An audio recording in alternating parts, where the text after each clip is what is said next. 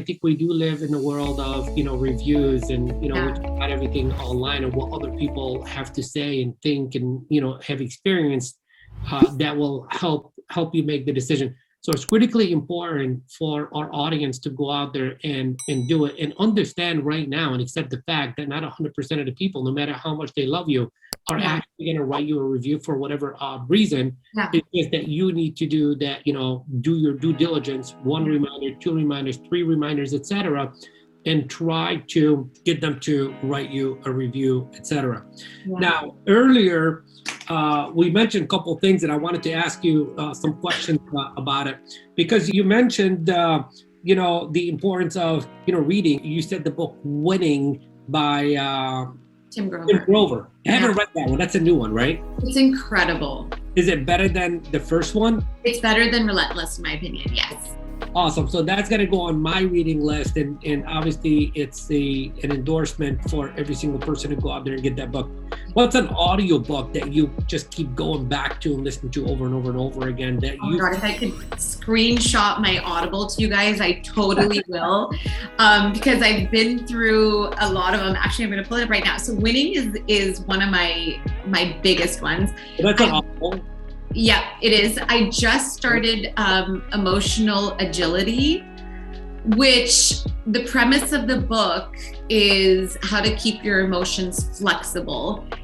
It's a really good, I would say, life book. It's not necessarily just in business, but it's like with kids and life and all that kind of fun stuff.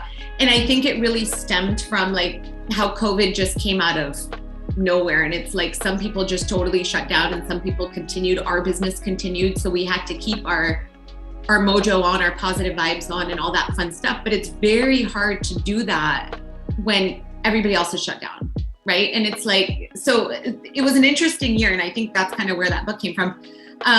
The other one that I love is Think Like a Monk by Shetty. Okay.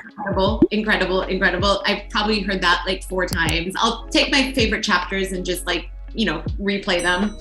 And then Grant Cardone's How to Get and Stay Motivated.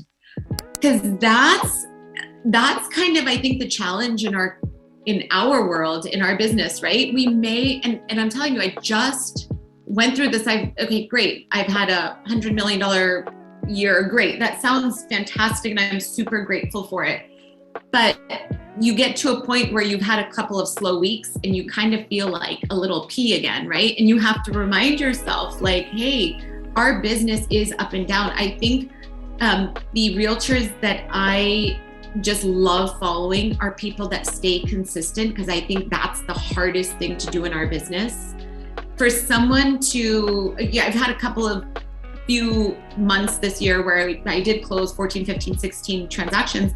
And, some people were saying, oh my gosh, congratulations, this and that. I couldn't take that because I'm like, hey, first of all, I appreciate it. But second of all, congratulate me if I actually did that for like 12 consecutive months. I think that'd be incredible. Like then, sure, I'll throw a party,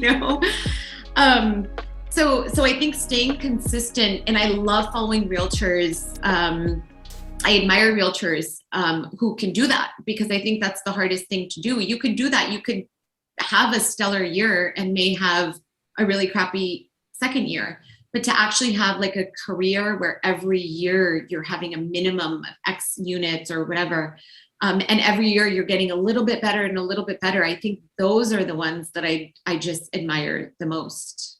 Well, that's been so valuable advice, Kaajal. I'm still pronouncing that right, Kaajal. You got it right, yeah, Kaajal. Very good. And I want to circle back to the review thing one more time, because you mentioned Grant Cardone, the words, how to get and stay motivated. And, every once in a while, I get in a funk myself. Totally, we all do. And I think one of the things that really helps me get things in perspective and reminds me of, what a miracle I am, how valuable, how wonderful I am, what a contribution I am, because it's easy for us to lose sight of that, when we are in our head. And one way for me to do that is to just go back and read the reviews that I've gotten from the people that depend on my leadership. And I want to give that to you as advice is, read the reviews of your clients. That will put things back in perspective that you are a winner. You are great at what you do. You're just off point, which comes with any sales industry. You can have your good months and your bad months, etc. We just want to minimize, the length of time that, you are on pause, etc.